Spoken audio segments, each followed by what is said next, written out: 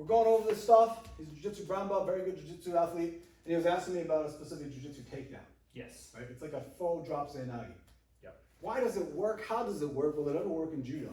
Is sort of like the general questions. Okay?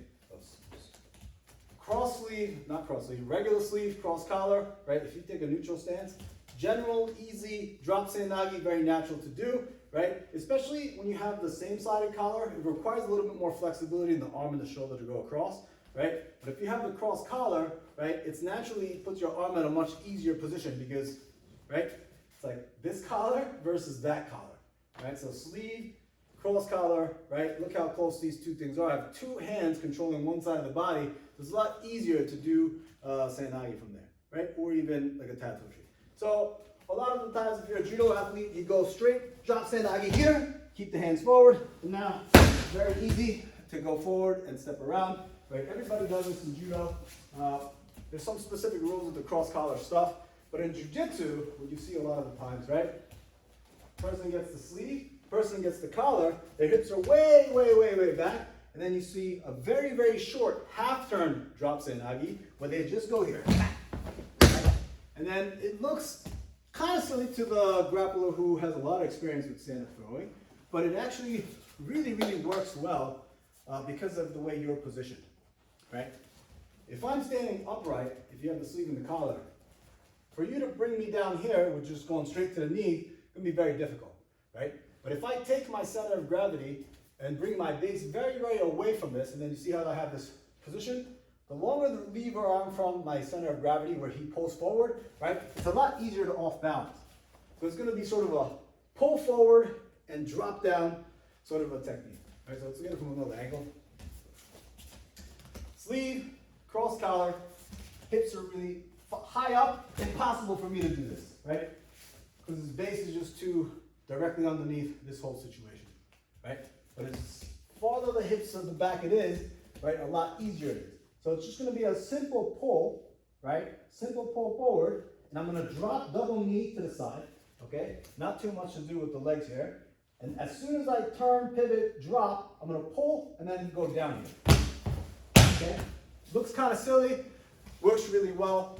The beauty of this move for jiu-jitsu is that I don't give up my back if I miss, right? It's a very simple way,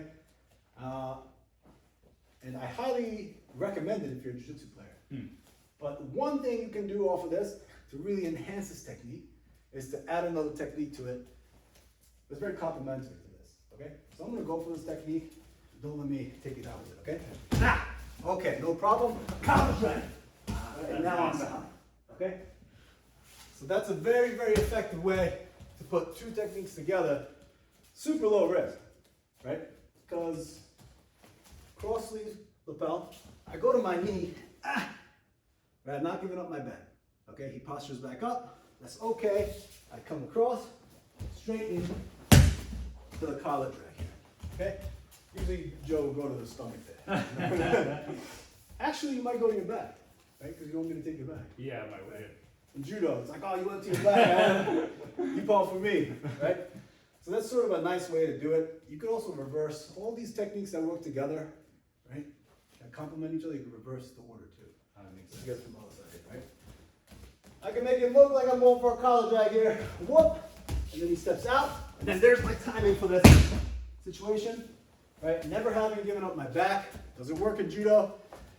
No, it doesn't. Because you don't find two people down here so often. I mean, I don't see why it wouldn't work. Right? If you do see, you know, two people down here, the problem with judo is you'll never see, right? This is really bad for judo.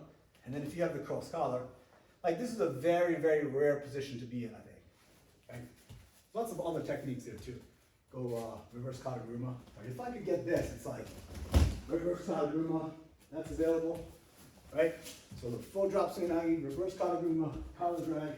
When you're doing this this kind of fake nage or half nage, are you pulling down or are you pulling forward to yourself? It's a little bit like a forward and then down. Because the more I can bring your weight to the toes, the easier it's going to be. That makes sense. Right?